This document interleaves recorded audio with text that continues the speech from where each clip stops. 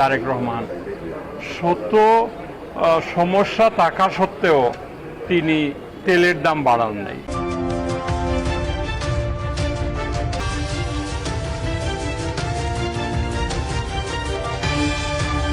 তারেক রহমান শত সমস্যা থাকা সত্ত্বেও তিনি তেলের দাম বাড়ান নাই। তেলের দাম আগের দাম ঠিক রেখে যাতে ম্যানেজমেন্টটা সুন্দরভাবে হয় সেইটা উনি নির্দেশনা দিয়েছেন। এইটা প্রশাসন কাজ করছে।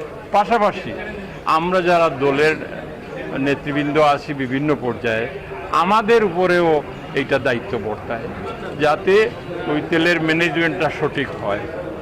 তো গতকালকে ওই ম্যানেজমেন্ট সংক্রান্ত কিছু ঘটনায় পাম্প ওনার, ট্যাঙ্ক লরি, সিএনজি স্টেশন, এই সমস্ত যারা তেল সংশ্লিষ্ট ব্যবসার সাথে জড়িত তারা একটু ক্ষুব্ধ হয়েছিল।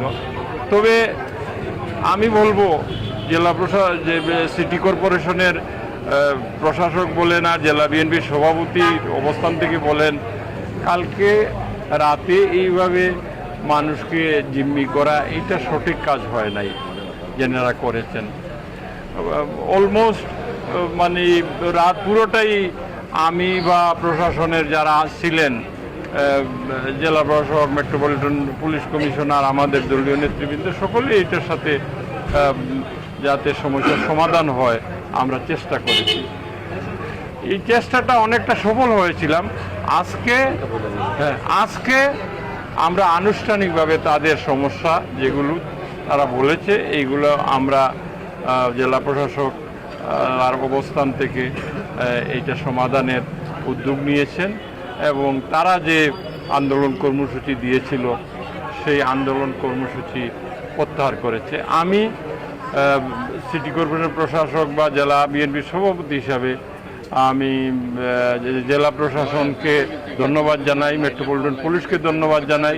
সেই সাথে আমাদের ডাকে সাড়া দিয়ে যে petrol pump owner association, tank lorry association, CNG association, যতগুলো সংগঠন আমাদের ডাকে এসে আমাদের কথা শুনে সমস্যার সমাধান করেছে, তাদেরকেও আমি ধন্যবাদ, কৃতজ্ঞতা জানাই। ব্যবসা করতেছে তারা এই দেশের মানুষ এবং পেট্রোল এমন একটি জিনিস, পেট্রোল ছাড়া জনগণও চলতে পারে না, দেশও চলতে পারে না।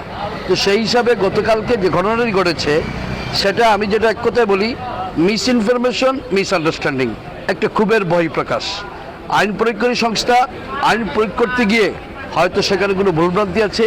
একই দিনে 6টা পাম্পে ফাইন করেছে দিনের বেলা, আবার রাতের বেলা একটি পাম্পের মালিককে অবরুদ্ধ করে। আমি বলবো যে এটা গ্রেফতারও ওনার বুঝতে পারতেছেন না, আবার গ্রেফতার নয় সেটা বলেন না। যার কারণে আমাকে পেট্রোলিয়াম অ্যাসোসিয়েশনের মহাসচিব আমাকে ফোন করেছেন এবং এখানকার আদনান ফোন করার পর আমি ওইখানে গিয়েছি।